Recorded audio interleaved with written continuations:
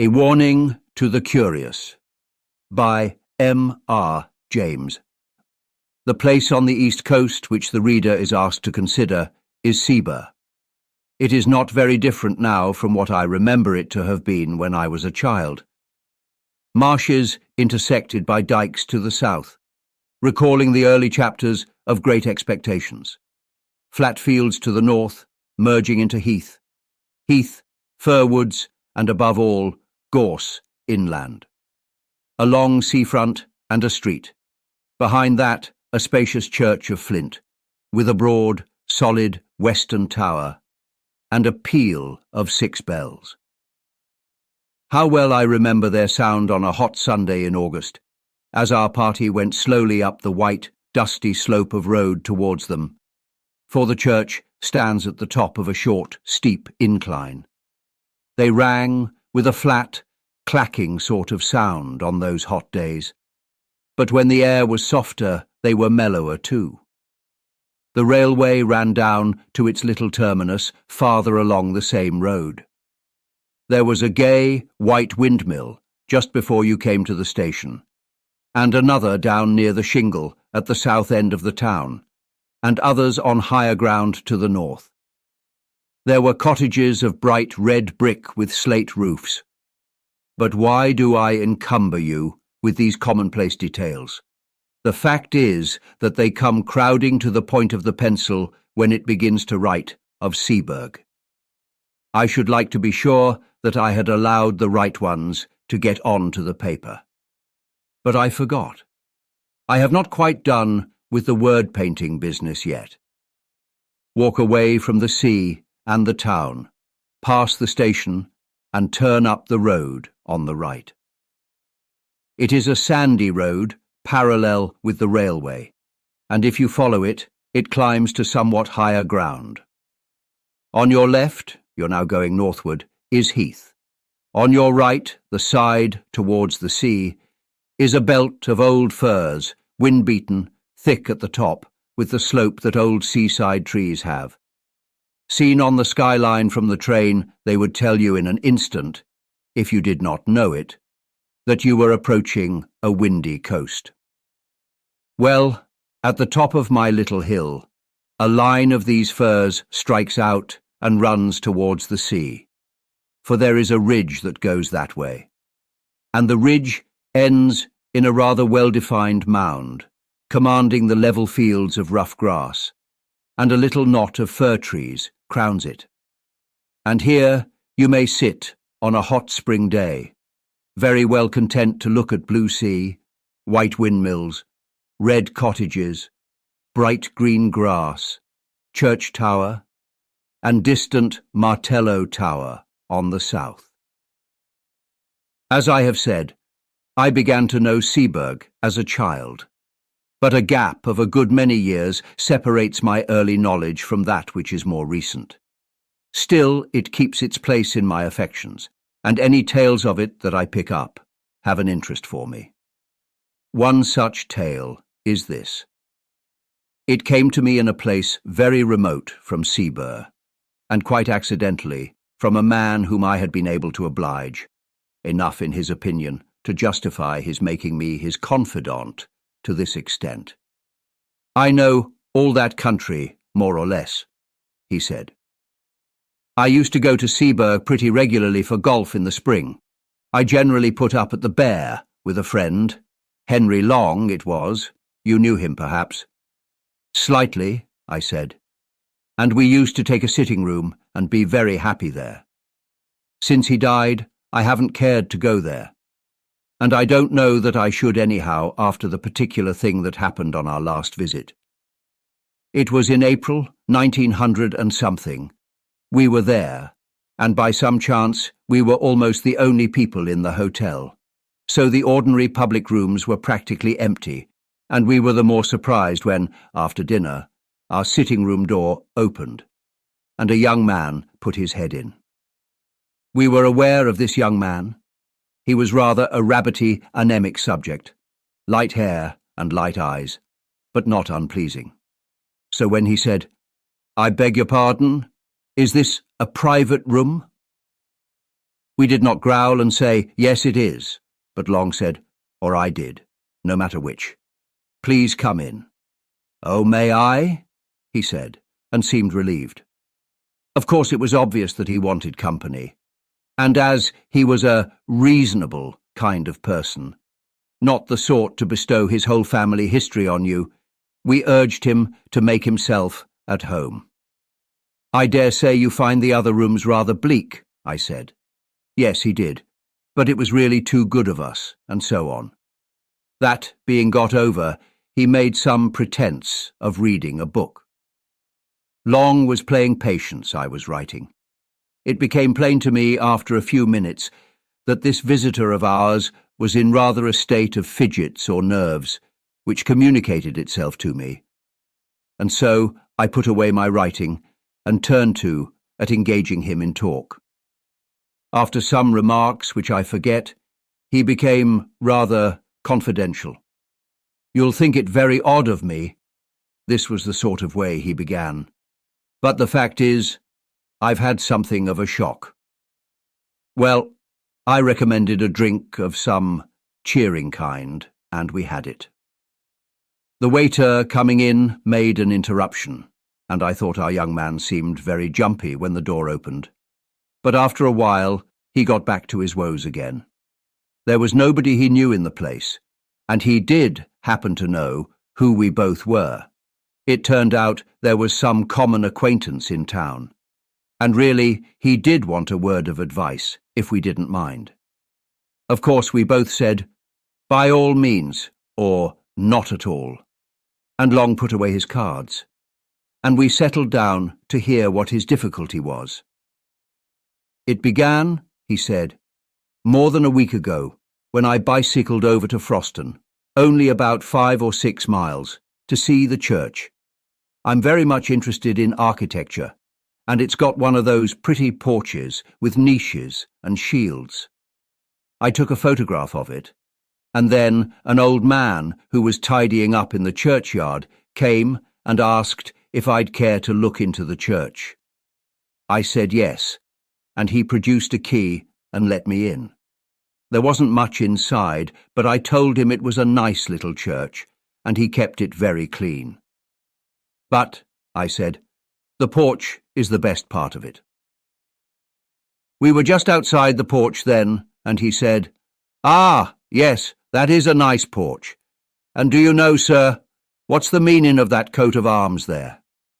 It was the one with the 3 crowns, and though I'm not much of a herald, I was able to say yes.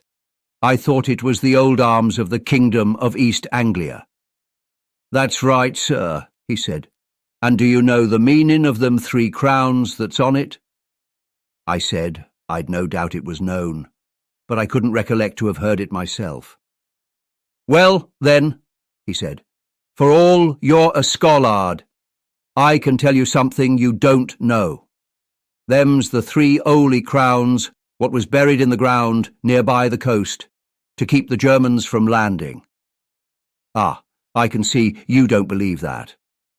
But I tell you, if it hadn't have been for one of them holy crowns being there still, them Germans would have landed here time and again. They would.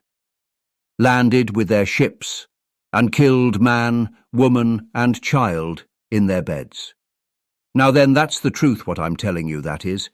And if you don't believe me, you asked the rector. There he comes. You asked him, I says. I looked round, and there was the rector, a nice-looking old man, coming up the path. And before I could begin assuring my old man, who was getting quite excited, that I didn't disbelieve him, the rector struck in and said, "What's all this about, John? Good day to you, sir. Have you been looking at our little church?" So then there was a little talk, which allowed the old man to calm down, and then the rector asked him again what was the matter. "Oh," he said, "it warn't nothink. Only, I was telling this gentleman he'd out to ask you about them holy crowns." "Ah, yes, to be sure," said the rector, That's a very curious matter, isn't it? But I don't know whether the gentleman is interested in our old stories, eh? Oh, he'll be interested fast enough, says the old man. He'll put his confidence in what you tells him, sir. Why, you known William Ager yourself, father and son too. Then I put in a word to say how much I should like to hear all about it, and before many minutes I was walking up the village street with the rector, who had 1 or 2 words to say to parishioners, and then to the rectory, where he took me into his study. He had made out, on the way, that I really was capable of taking an intelligent interest in a piece of folklore, and not quite the ordinary tripper. So he was very willing to talk, and it is rather surprising to me that the particular legend he told me has not made its way into print before. His account of it was this: there has always been a belief in these parts in the 3 holy crowns. The old people say they were buried in different places near the coast to keep off the Danes, or the French, or the Germans. And they say that one of the 3 was dug up a long time ago, and another has disappeared by the encroaching of the sea, and one still left doing its work, keeping off invaders. Well, now, if you have read the ordinary guides and histories of this county, you will remember perhaps that in 1687 a crown, which was said to be the crown of Redwald, King of the East Angles, was dug up at Rendlesham, and alas, melted down before it was even properly described or drawn. Well, Rendlesham isn't on the coast, but it isn't so very far inland, and it's on a very important line of access. And I believe that is the crown, which the people mean when they say that one has been dug up. Then on the south, you don't want me to tell you where there was a Saxon royal palace, which is now under the sea, eh? Well, there was the 2nd crown, I take it. And between these 2, they say, lies the 3rd. Do they say where it is? Of course I asked. He said, yes, indeed they do, but they don't tell, and his manner did not encourage me to put the obvious question. Instead of that, I waited a moment, and said, what did the old man mean when he said you knew William Ager? As if that had something to do with the crowns? To be sure, he said. Now that's another curious story. These Agers, it's a very old name in these parts, but I can't find that they were ever people of quality or big owners. These Agers say, or said, that their branch of the family were the guardians of the last crown. A certain old Nathaniel Ager was the first one I knew. I was born and brought up quite near here, and he, I believe, camped out at the place during the whole of the war of 1870. William, his son, did the same, I know, during the South African War. And young William, his son, who has only died fairly recently, took lodgings at the cottage nearest the spot, and I've no doubt hastened his end, for he was a consumptive by exposure and night-watching. And he was the last of that branch. It was a dreadful grief to him to think that he was the last, but he could do nothing. The only relations at all near to him were in the colonies.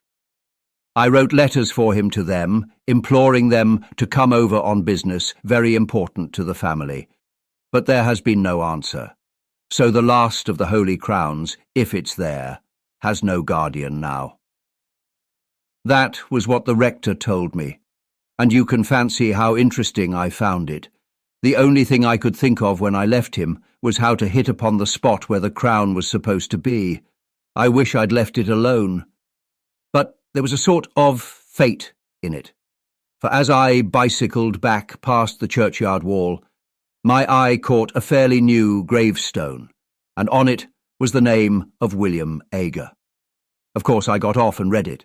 It said, of this parish, died at Seaburgh, 19, aged 28. There it was, you see.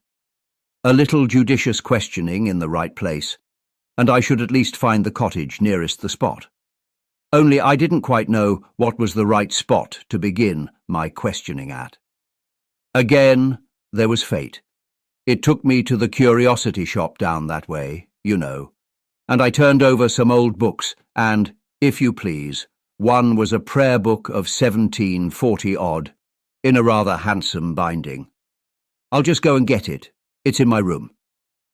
He left us in a state of some surprise, but we had hardly time to exchange any remarks when he was back, panting, and handed us the book opened at the flyleaf, on which was, in a straggly hand, "Nathaniel Ager is my name, and England is my nation. Seba is my dwelling place, and Christ is my salvation.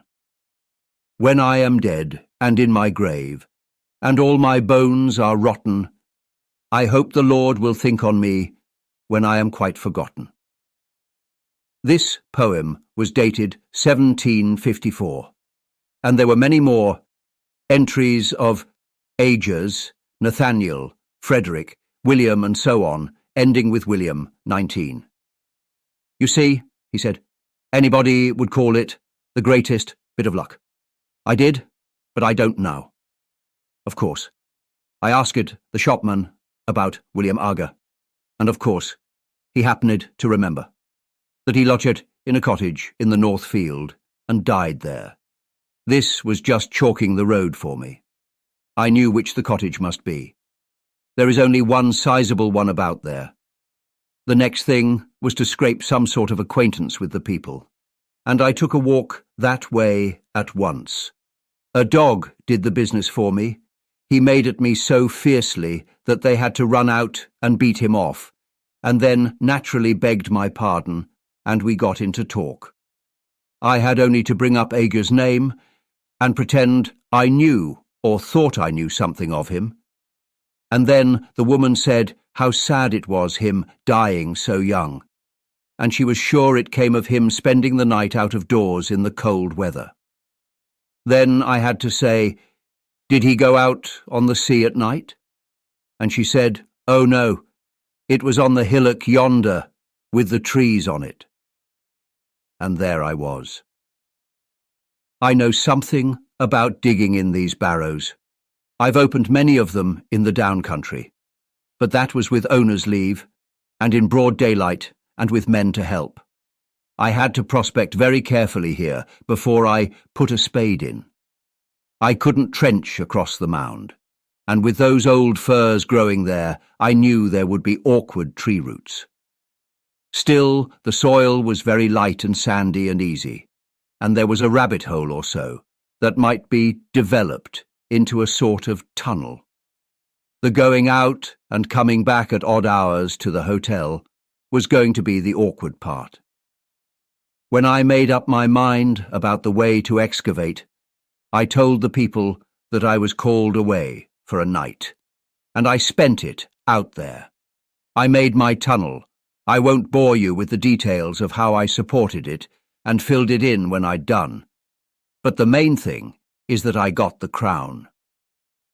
Naturally, we both broke out into exclamations of surprise and interest. I, for one, had long known about the finding of the crown at Rendlesham, and had often lamented its fate. No one has ever seen an Anglo-Saxon crown. At least, no one had. But our man gazed at us with a rueful eye. "Yes," he said, "and the worst of it is, I don't know how to put it back." "Put it back?" we cried out. "Why, my dear sir, you've made one of the most exciting finds ever heard of in this country. Of course, it ought to go to the jewel house at the Tower. What's your difficulty? If you're thinking about the owner of the land and treasure trove and all that, we can certainly help you through. Nobody's going to make a fuss about technicalities in a case of this kind." Probably more was said, but all he did was to put his face in his hands and mutter, "I don't know how to put it back." At last, Long said, You'll forgive me, I hope, if I seem impertinent, but are you quite sure you've got it? I was wanting to ask much the same question myself, for of course the story did seem a lunatic's dream when one thought over it. But I hadn't quite dared to say what might hurt the poor young man's feelings. However, he took it quite calmly. Really, with the calm of despair, you might say. He sat up and said, "Oh yes, there's no doubt of that. I have it here, in my room, locked up in my bag. You can come and look at it if you like. I won't offer to bring it here." We were not likely to let the chance slip. We went with him. His room was only a few doors off. The boots was just collecting shoes in the passage. Or so we thought. Afterwards, we were not sure. Our visitor, his name was Paxton, was in a worse state of shivers than before, and went hurriedly into the room and beckoned us after him, turned on the light, and shut the door carefully. Then he unlocked his kit bag and produced a bundle of clean pocket handkerchiefs in which something was wrapped, laid it on the bed, and undid it.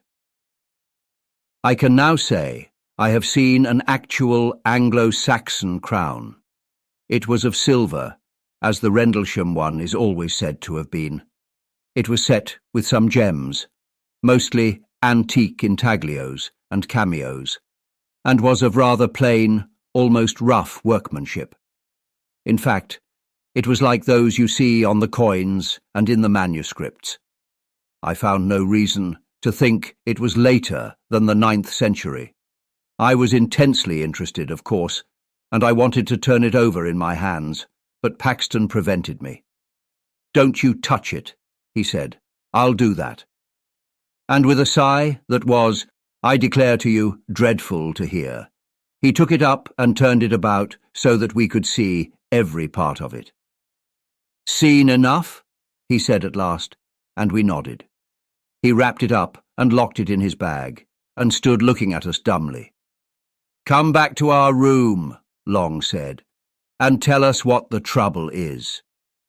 He thanked us and said, "Will you go first and see if the coast is clear?" That wasn't very intelligible, for our proceedings hadn't been, after all, very suspicious, and the hotel, as I said, was practically empty. However, we were beginning to have inklings of, we didn't know what, and anyhow nerves are infectious. So we did go, first peering out as we opened the door, and fancying, I found, we both had the fancy, that a shadow, or more than a shadow, but it made no sound, passed from before us to one side as we came out into the passage. "It's all right," we whispered to Paxton. Whispering seemed the proper tone. And we went, with him between us, back to our sitting room. I was preparing, when we got there, to be ecstatic about the unique interest of what we had seen. But when I looked at Paxton, I saw that would be terribly out of place, and I left it to him to begin. "What is to be done?" was his opening. Long thought it right, as he explained to me afterwards, to be obtuse, and said, "Why not find out who the owner of the land is, and inform—" "Oh, no, no!" Paxton broke in impatiently.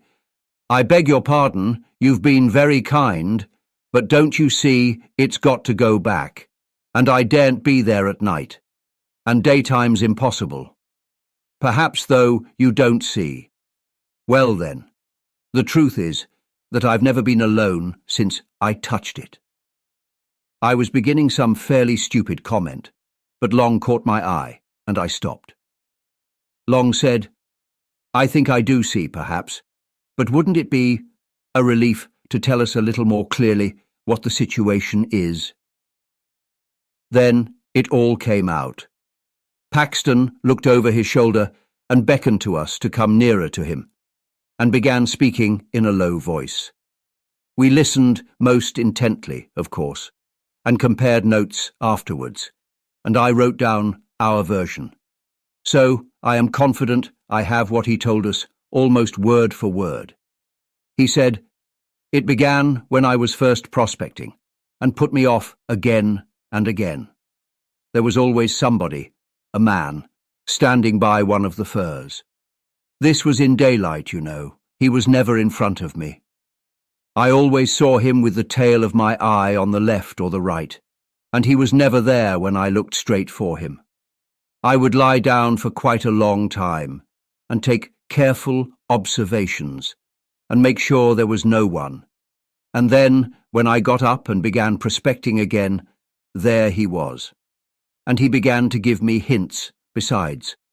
For wherever I put that prayer book, short of locking it up, which I did at last. When I came back to my room, it was always out on my table, open at the flyleaf, where the names are, and one of my razors across it to keep it open. I'm sure he just can't open my bag, or something more would have happened. You see, he's light and weak, but all the same, I daren't face him. Well then, when I was making the tunnel, of course it was worse. And if I hadn't been so keen, I should have dropped the whole thing and run. It was like someone scraping at my back all the time. I thought for a long time it was only soil dropping on me, but as I got nearer the crown, it was unmistakable. And when I actually laid it bare and got my fingers into the ring of it and pulled it out, there came a sort of cry behind me. Oh, I can't tell you how desolate it was, and horribly threatening too. It spoilt all my pleasure in my find, cut it off that moment. And if I hadn't been the wretched fool I am, I should have put the thing back and left it. But I didn't. The rest of the time was just awful. I had hours to get through before I could decently come back to the hotel. First, I spent time filling up my tunnel and covering my tracks, and all the while he was there trying to thwart me. Sometimes, you know, you see him, and sometimes you don't. Just as he pleases, I think. He's there, but he has some power over your eyes. Well, I wasn't off the spot very long before sunrise, and then I had to get to the junction for Seaburr and take a train back. And though it was daylight fairly soon, I don't know if that made it much better. There were always hedges, or gorse bushes, or park fences along the road. Some sort of cover, I mean. And I was never easy for a second. And then when I began to meet people going to work, they always looked behind me very strangely. It might have been that they were surprised at seeing anyone so early, but I didn't think it was only that. And I don't now. They didn't look exactly at me. And the porter at the train was like that too. And the guard held open the door after I'd got into the carriage, just as he would if there was somebody else coming, you know. "Oh, you may be very sure it isn't my fancy," he said, with a dull sort of laugh. Then he went on, "And even if I do get it put back, he won't forgive me. I can tell that. And I was so happy a fortnight ago." He dropped into a chair, and I believe he began to cry. We didn't know what to say, but we felt we must come to the rescue somehow, and so, it really seemed the only thing, we said if he was so set on putting the crown back in its place, we would help him.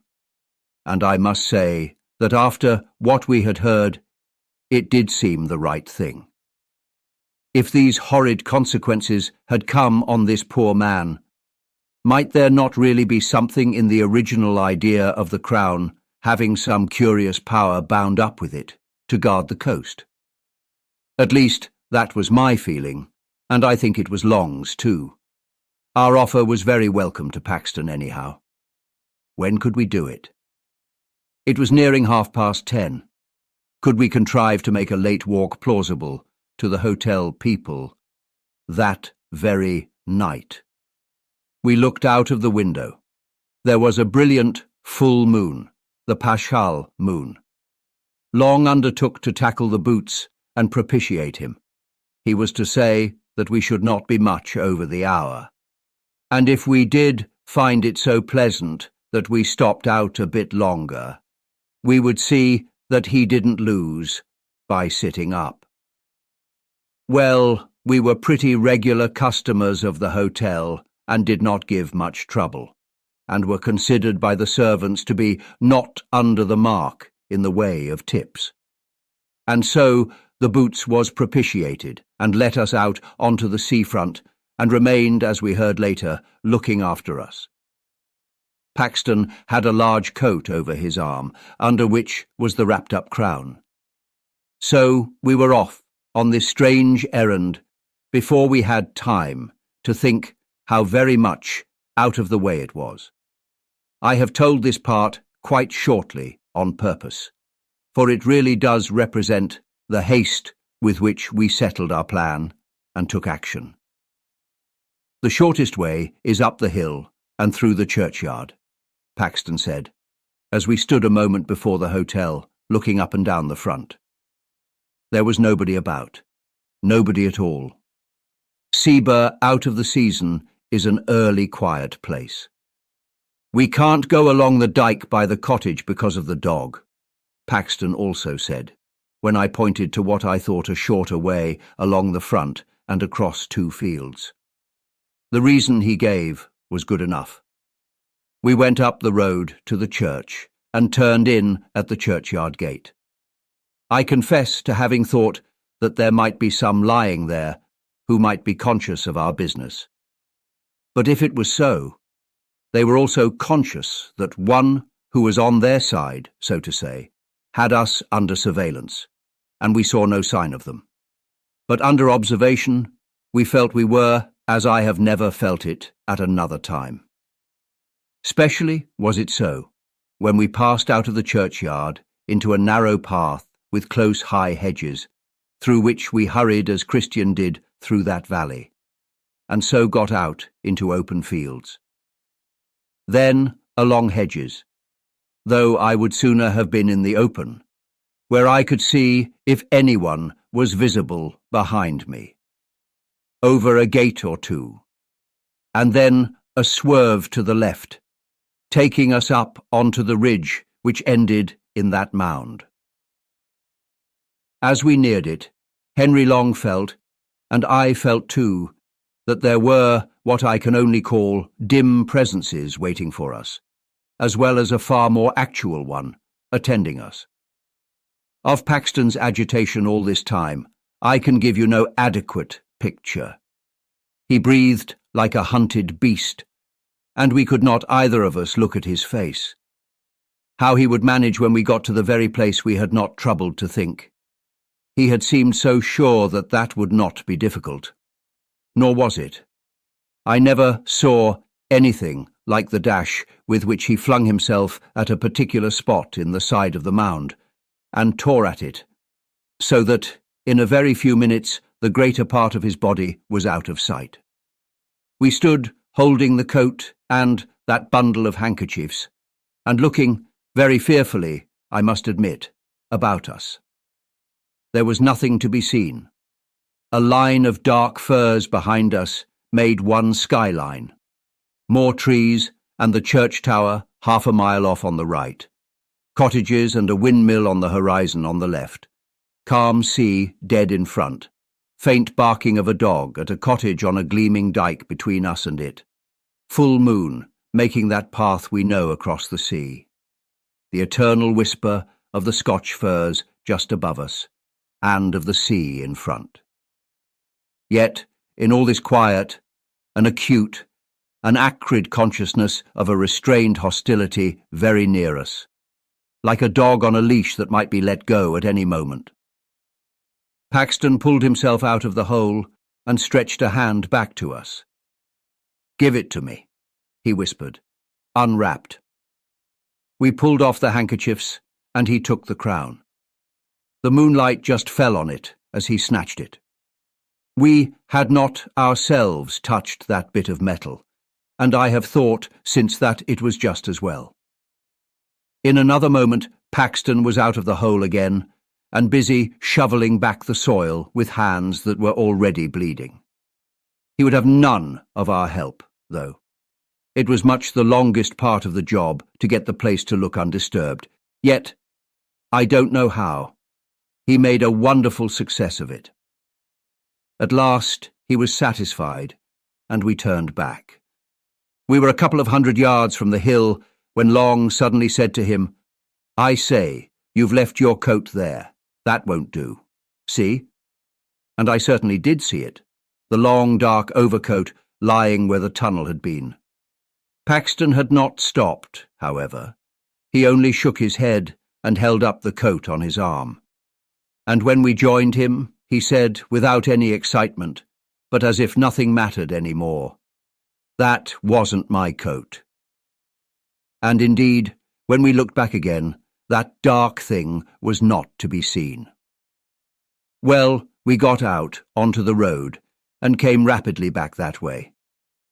It was well before 12 when we got in, trying to put a good face on it, and saying, Long and I, what a lovely night it was for a walk. The Boots was on the lookout for us, and we made remarks like that for his edification as we entered the hotel. He gave another look up and down the seafront before he locked the front door and said, "You didn't meet many people about, I suppose, sir?" "No, indeed, not a soul," I said, at which I remember Paxton looked oddly at me. "Only I thought I see someone turn up the station road after you gentlemen," said the Boots. "Still, you was 3 together, and I don't suppose he meant mischief." I didn't know what to say. Long merely said, "Good night," and we went off upstairs, promising to turn out all lights and to go to bed in a few minutes. Back in our room, we did our very best to make Paxton take a cheerful view. "There's the Crown's safe back," we said. "Very likely you'd have done better not to touch it," and he heavily assented to that. "But no real harm has been done, and we shall never give this away to anyone who would be so mad as to go near it. Besides, don't you feel better yourself? I don't mind confessing," I said, "that on the way there I was very much inclined to take your view about being followed. But going back, it wasn't at all the same thing, was it?" "No, it wouldn't do." "You've nothing to trouble yourselves about," he said, "but I'm not forgiven. I've got to pay for that miserable sacrilege still. I know what you are going to say. The church might help, yes, but it's the body that has to suffer. It's true, I'm not feeling that he's waiting outside for me just now. But—" Then he stopped. Then he turned to thanking us, and we put him off as soon as we could. And naturally, we pressed him to use our sitting room next day and said we should be glad to go out with him. Or did he play golf, perhaps? Yes, he did. But he didn't think he should care about that tomorrow.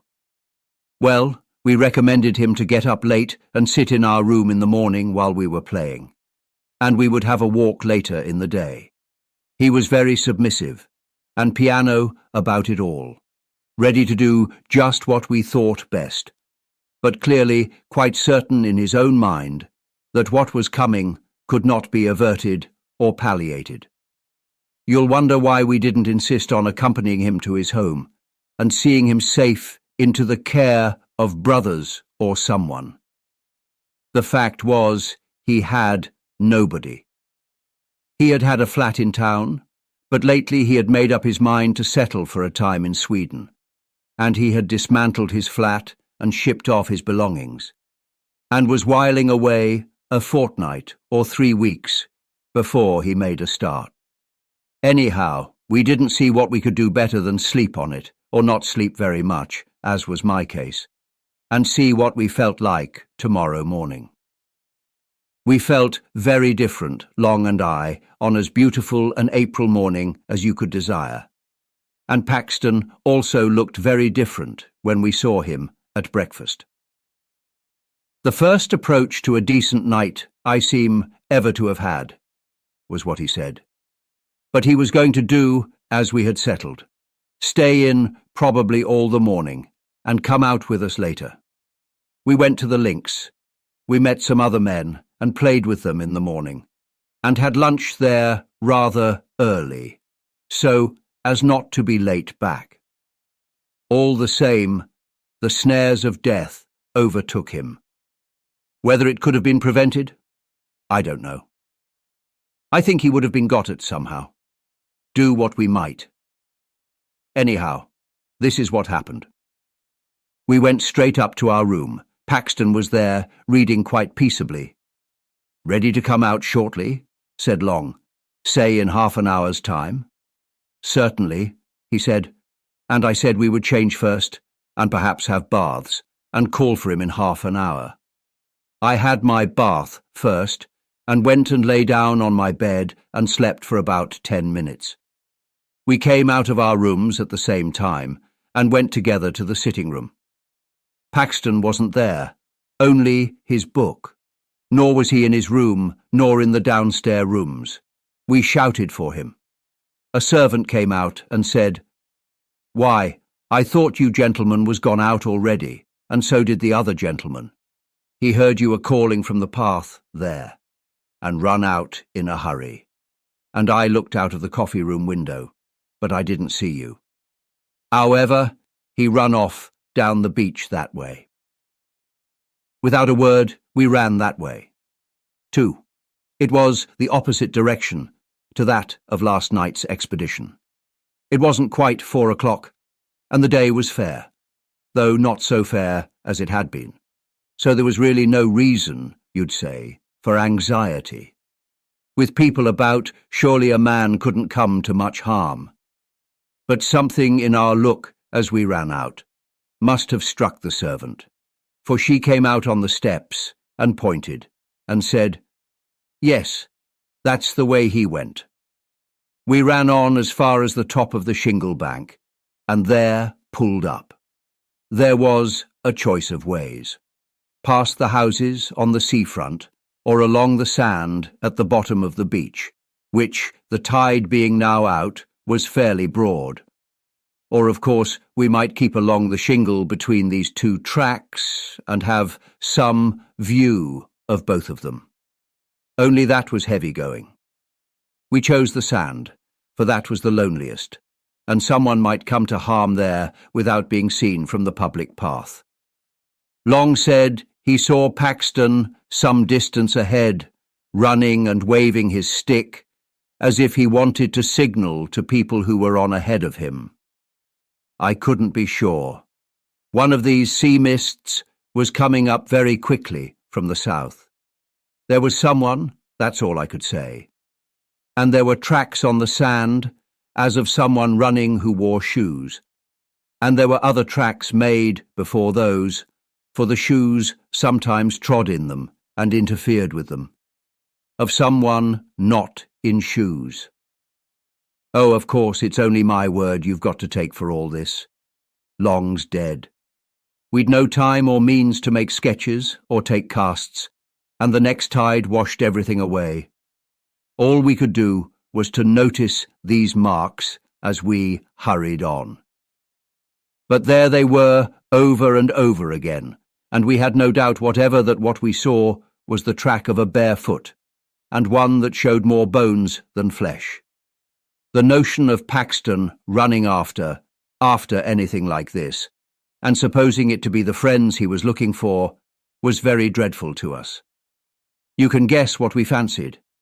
How the thing he was following might stop suddenly and turn round on him, and what sort of face it would show, half seen at first in the mist, which all the while was getting thicker and thicker.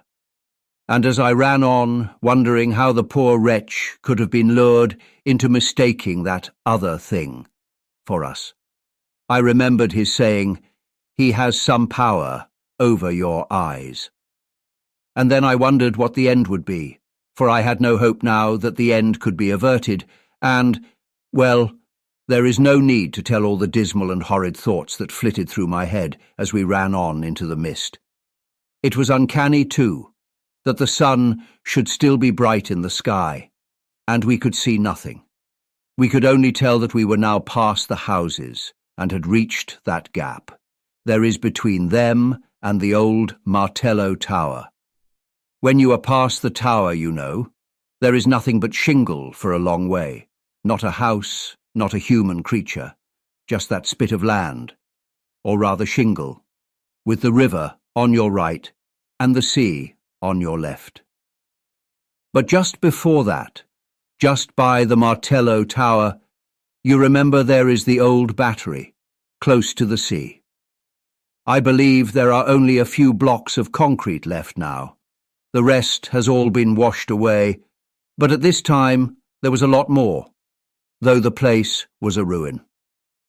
Well, when we got there, we clambered to the top as quick as we could to take breath and look over the shingle in front, if by chance the mist would let us see anything. But a moment's rest we must have. We had run a mile at least. Nothing whatever was visible ahead of us, and we were just turning by common consent to get down and run hopelessly on, when we heard what I can only call a laugh. And if you can understand what I mean by a breathless, a lungless laugh, you have it. But I don't suppose you can. It came from below and swerved away into the mist. That was enough. We bent over the wall. Paxton was there at the bottom. You don't need to be told that he was dead. His tracks showed that he had run along the side of the battery, had turned sharp round the corner of it, and, small doubt of it, must have dashed straight into the open arms of someone who was waiting there. His mouth was full of sand and stones, and his teeth and jaws were broken to bits. I only glanced once at his face. At the same moment, just as we were scrambling down from the battery to get to the body, we heard a shout, and saw a man running down the bank of the Martello Tower. He was the caretaker stationed there, and his keen, old eyes had managed to descry through the mist that something was wrong.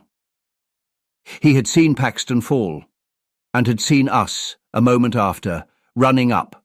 Fortunate this, for otherwise we could hardly have escaped suspicion of being concerned in the dreadful business. Had he, we asked, caught sight of anybody attacking our friend? He could not be sure.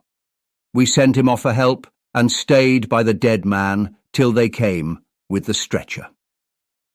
It was then that we traced out how he had come, on the narrow fringe of sand under the battery wall. The rest was shingle, and it was hopelessly impossible to tell whither the other had gone. What were we to say at the inquest? It was a duty, we felt, not to give up, there and then, the secret of the Crown, to be published in every paper. I don't know how much you would have told, but what we did agree upon was this: to say that we had only made acquaintance with Paxton the day before, and that he had told us he was under some apprehension of danger at the hands of a man called William Ager. Also, that we had seen some other tracks besides Paxton's when we followed him along the beach. But of course, by that time, everything was gone from the sands. No one had any knowledge, fortunately, of any William Ager living in the district. The evidence of the man at the Martello Tower freed us from all suspicion. All that could be done was to return a verdict of willful murder by some person or persons unknown. Paxton was so totally without connections that all the inquiries that were subsequently made ended in a no thoroughfare. And I have never been at Seaburg, or even near it, since.